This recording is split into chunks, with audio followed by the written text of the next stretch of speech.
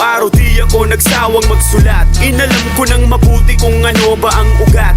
Sinanay ang sarili ng maigi at sakali na magagamit ko pagkalipas ng bahaghari. Sa dami ng problema is kinita may eksena. Ang buhay ng tao ngayon pare paiksi na. Hindi mo na alam kung sinong paniniwalaan. Sa daming impostor na nagkalat dyan sa lansangan. Ginagamit may kapal para bulsa magkalaman. Akala mo sinong banal pero kaluluway halang. Mga peke at panggap ginagawang walang alam. Ang mga tao sa paligid nangagustuhay mapunan. Yeah, natural, puro yan mga hangal. Kriminal, karamihan opisyal. Chemical, binungkal, mga utak moral. Binaon ang pangaral, matinulang sa suot pero ugaling animal. Teka lang saglit ako'y napapaisip. Sistema ng gobyerno pare ba't ang init?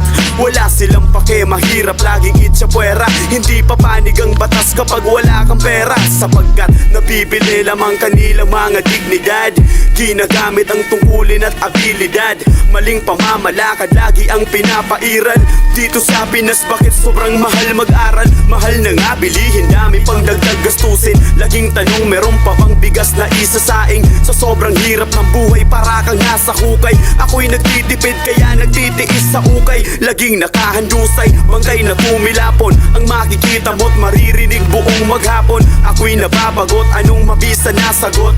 Bawal magkasakit kasi mahal din ang gamot. Buha ka ng ina at ito sasabay pa. Mga osiserang walang inatupag kundi laging manghusga. Sige hila-hila pa hanggang magsawat ang ina. Kung sino pa ang kadugo sila pa yung nauuna. Nagsialmahan na mga bobo ng aking pagbabanatan. Babalatan ng mga kalaban na wala namang alam. Ako andito sa harapan pakinggan ng mga banatan. Pinipilit abutin ng mga pangarap na aking sinimulan. Kasi